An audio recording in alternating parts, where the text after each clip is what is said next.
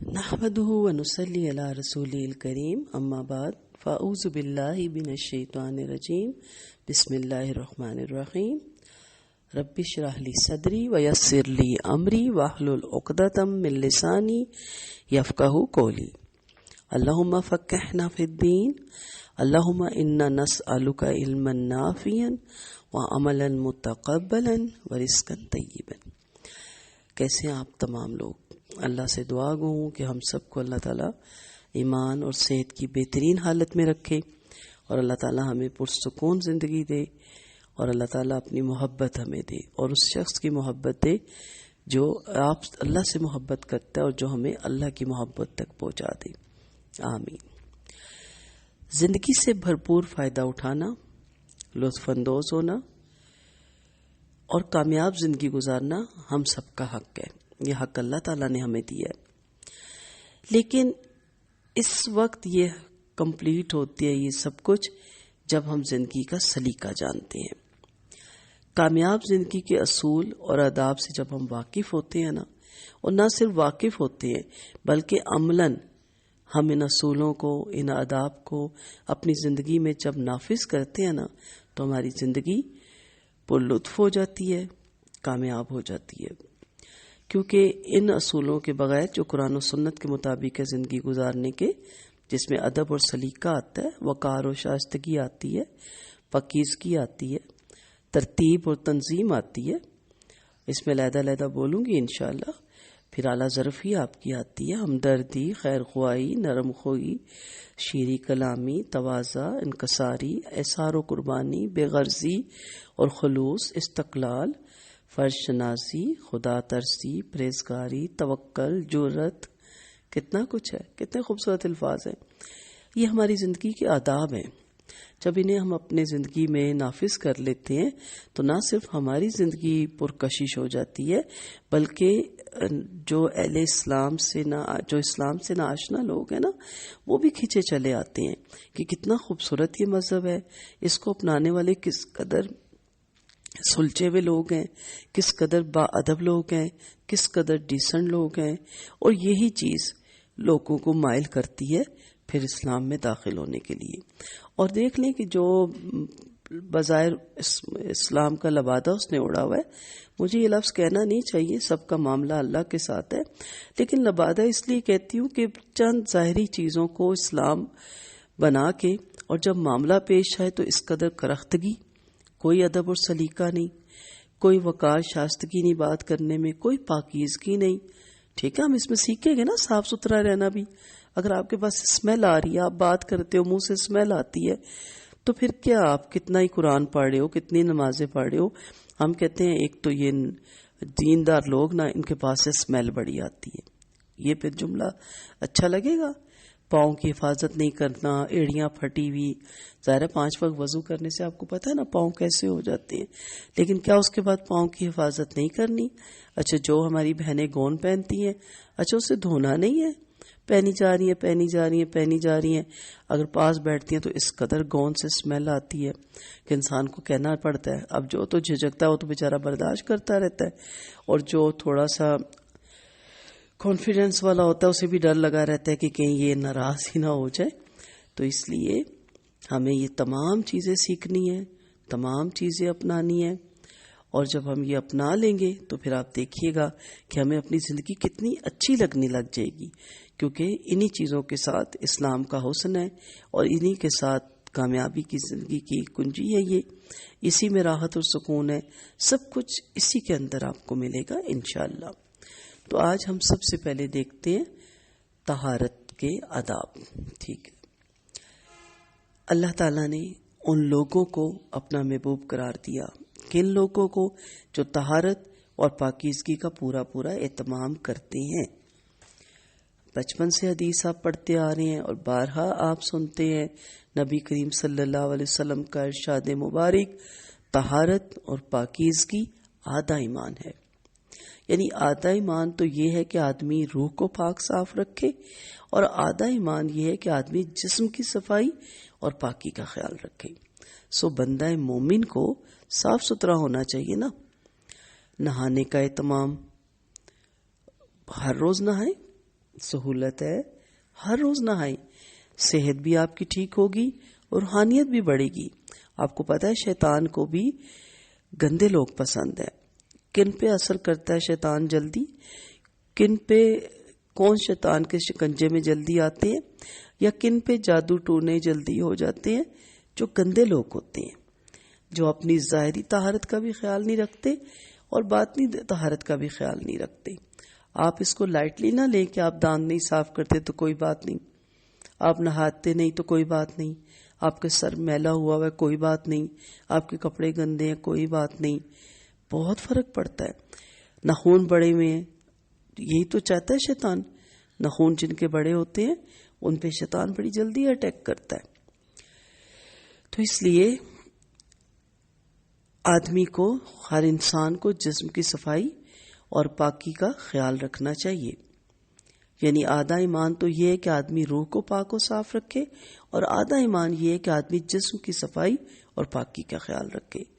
روح کی طہارت یہ ہے کہ اس کو کفر، شرک، معصیت اور ضلالت کی نجاستوں سے پاک کر کے صحیح عقائد اور پاکیزہ اخلاق سے راستہ کیا جائے، اور جسم کی طہارت یہ ہے کہ ظاہری ناپاکیوں سے پاک صاف رکھا جائے اور سلیقے کے آداب سے راستہ کیا جائے۔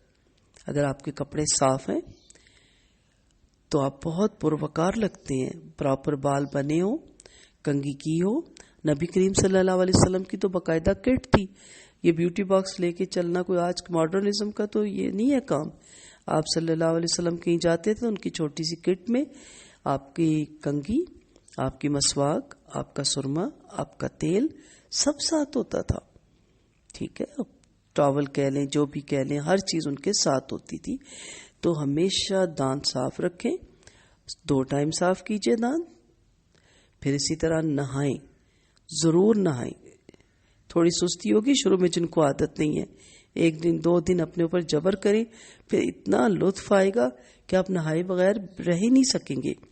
کپڑے سستے ہیں، دھو تو سکتے ہیں نا، مہنگے سستے کے چکر میں نہ ہو، پراپر دھلے ہوں اور استری ہوئے بھی آپ پہنیں۔ پھر پہلا پوائنٹ دیکھتے ہیں، سو کر اٹھنے کے بعد ہاتھ دھوئے بغیر پانی کے برتن میں آپ نہ ڈالیں۔ کیا معلوم سوتے ہوئے آپ کا ہاتھ کہاں کہاں پڑا ہو، ٹھیک ہے، اس چیز کا خاص خیال رکھیں۔ ہم آغاز صبح سے کریں نا آداب سیکھنا، جو میری دل نواز سنتیں تھی جو ہم نے الحمدللہ اپنی زندگی میں کوشش کی ہے ڈالنے کی، تو اس میں یہ بھی تھا نا۔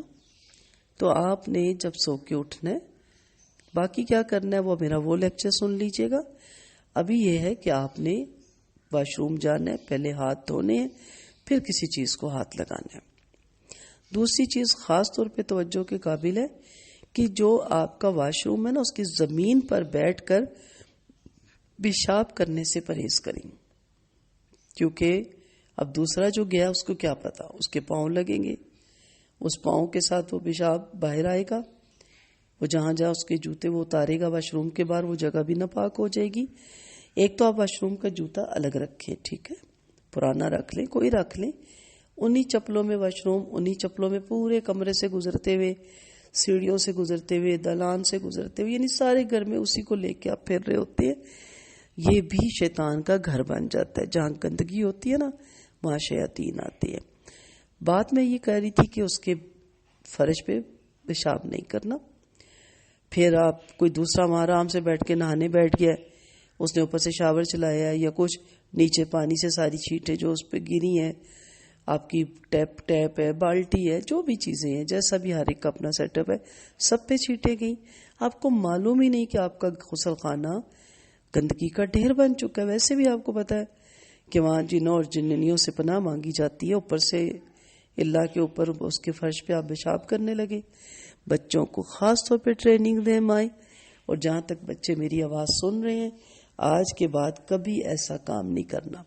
جلدی ہوتی ہے نا، انہیں کھیلتے کھیلتے بھاگتے بھاگتے آتے ہیں، جلدی جلدی جہاں جگہ ملی واش روم میں اندر انٹر ہوئے، وہیں کیا، اور نہ صفائی کی نہ کچھ، اور پھر بھاگا، پھر چلا گیا۔ تو بچپن سے یہ عادت آپ ڈالیں۔ پھر جو تیسری چیز ہے کہ ضرورت سے فراغت کے لیے واش روم یوز کرنے کے لیے نہ قبلہ رخ بیٹھیے اور نہ قبلے کی طرف پیٹھ کیجیے۔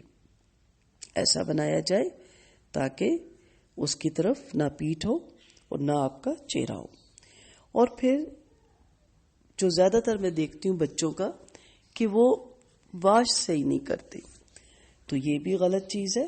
ماؤں کو بچپن ہی سے انہیں سکھانا چاہیے کہ پانی سے دھونے کے بعد صابن سے بھی دھوئیں وہ جب وہ واش روم یوز کریں، ٹھیک ہے. اور استنجے کے بعد پھر اپنے ہاتھ بھی صابن سے اچھی طرح دھلوائیں، کیونکہ یہی بچوں کی پیٹ کی خرابی کا سبب بنتا ہے. جب بچہ بیمار ہو جاتا ہے تو اس کی پھر صحت بھی خراب ہوتی ہے اور اس کی پڑھائی پہ بھی حرج ہوتا ہے. یہی بڑوں کے ساتھ بھی معاملہ ہے. اکثر لوگ بڑوں کی صحت ہی نہیں ٹھیک ہوتی. تو صفائی جب آدھا ایمان آپ مکمل کریں گے تو آپ دیکھیں گے کہ کافی بیماریوں سے آپ بچے رہیں گے. تو ہمارے تو مذہب میں بھی یہی ہے کہ 5 وقت وضو کے لیے بھی جب ہم ہاتھ دھوتے ہیں، کیونکہ ہاتھ سے بہت سی بیماریاں جاتی ہیں نا، ناخن بڑے ہوں تو ان میں میل ہوتی ہے. پھر چوتھی چیز یہ ہے کہ جب کھانا کھانے بیٹھے اور اگر واش روم آیا ہوا ہے تو پہلے وہاں سے ہو کے آئے. بے چین ہو کے تنگ ہو کے مت بیٹھے. نہ آپ کو کھانا کی سمجھ آئے گی، نہ آپ اس نعمت سے صحیح لطف اندوز ہو سکیں گے، اور نہ ہی وہ نعمت آپ کو صحت دے گی. کیونکہ بے چینی میں کھایا نا، تو پہلے واش روم جائیں، اچھی طرح اپنی ضرورت سے فارغ ہو کر آئے اور پھر کھانا کھانے بیٹھے. اچھا، کچھ لوگ نماز بعد میں پڑھتے ہیں تو انہیں بھی بے چینی لگی رہتی ہے کہ ابھی نماز بھی پڑھنی، اور پھر کھانا کھانے کے بعد نماز میں بڑی دقت محسوس ہوتی ہے، نیند بھی آنے لگ جاتی ہے اور بھر جاتا ہے پیٹ. ہمیشہ نماز پہلے پڑھیں. وہ ہم نماز کی کلاس میں جو ہمارا گروپ شروع ہو رہا ہے اس میں ہم بتائیں گے کہ نماز کے اوقات، بیسٹ اوقات قرآن و سنت کے مطابق کون سے ہیں. جی، کھانا وغیرہ کھانے کے لیے دایاں ہاتھ. تمام بچے غور سے سنیں اور ان کی امیاں بھی لاپرواہی نہیں کرنی. دھیان رکھنا ہے ٹیبل پہ کہ بچے کس ہاتھ سے کھا رہے ہیں. بچپن میں غلط عادت پڑ گئی تو ساری زندگی نہیں ٹھیک ہونی. وضو میں بھی دائیں ہاتھ سے کام لیجیے، اور استنجا کرنے اور ناک وغیرہ صاف کرنے کے لیے الٹا ہاتھ استعمال کیجیے. یہ خاص طور پہ ٹریننگ دے بچوں کو. بچے اسی ہاتھ سے ناک میں بھی انگلیاں مار رہے ہوتے ہیں، اسی ہاتھ سے کھانا لگ جاتے ہیں. مائیں اتنی صفائی پسند ان کو بنائیں کہ اگر وہ ناک وغیرہ صاف کرتے بھی ہیں نا تو ہاتھ دھوئے بغیر وہ نہ بیٹھیں. میں نے دیکھا ہے بچے ایسے ہی پھرتے رہتے ہیں. پھر نرم جگہ پر بچوں کو پیشاب نہ کرنے دیجیے، نہ بچے خود کریں تاکہ چھینٹے نہ اڑیں. ہمیشہ بیٹھ کر پیشاب کیجیے. ہاں، اگر کوئی مجبوری لاحق نہ ہو، ورنہ اس کو عادت نہ بنائیں. یہ بڑی گندی عادت ہوتی ہے جس سے سختی کے ساتھ پرہیز کرنا چاہیے. بچوں کی ٹریننگ بچپن سے کریں کہ وہ کھڑے ہو کے کبھی واش روم نہ کریں. پھر ندی نہر کے گھاٹ پر، عام راستوں پر اور سایہ دار مقامات پر قضائے حاجت کے لیے نہ بیٹھیں. کچھ دیہاتوں میں ایسے ہی کیا جاتا ہے. کچھ لوگ شہروں میں بھی سیر و تفریح کے لیے آئے، پارک میں بچے کو ضرورت پڑی، کسی بھی درخت کی اوڑ میں اسے قضائے حاجت کروا دی. اس سے دوسروں کو تکلیف ہوتی ہے. اور ادب اور تہذیب کے بھی یہ خلاف ہے نا کہ جگہ جگہ فضلہ پڑا ہو. کس قدر وہاں گندگی، مکھیاں بناتی ہیں، کیڑے آتے ہیں، اسمیل آتی ہے، جرمز پھیلتے ہیں. اور پھر وہاں کوئی بیٹھنا چاہے کہ بڑی خوبصورت ندی ہے، نہر کا گھاٹ ہے یا سایہ دار درخت ہے، تو وہاں بیٹھے تو پتہ چلے کہ یہاں تو کوئی بچے کو قضائے حاجت کروا گیا. پلیز، یہ اسلام کے اصولوں کے خلاف ہے. کوشش کریں کہ ان چیزوں سے اپنے بچوں کو آپ روکیں. اور پھر جب آپ واش روم بچوں کو لے کے جائیں، بخاری اور مسلم کی روایت ہے، آپ یہ دعا ضرور پڑھیں. دروازے پہ جو واش روم کا دروازے یا دیوار پہ اس پہ اس کے کارڈ مل جاتے ہیں، ورنہ آپ خود بھی لکھ سکتی ہیں. اللہم انی اعوذ بک من الخبث والخبائث. خدایا، تیری پناہ چاہتے ہیں ہم شیطانوں سے، ان شیطانوں سے بھی جو مذکر ہے اور ان سے بھی جو مؤنث ہے. یہ ضرور پڑھا کریں کیونکہ یہ گھر ہوتا ہے شیاطین کا.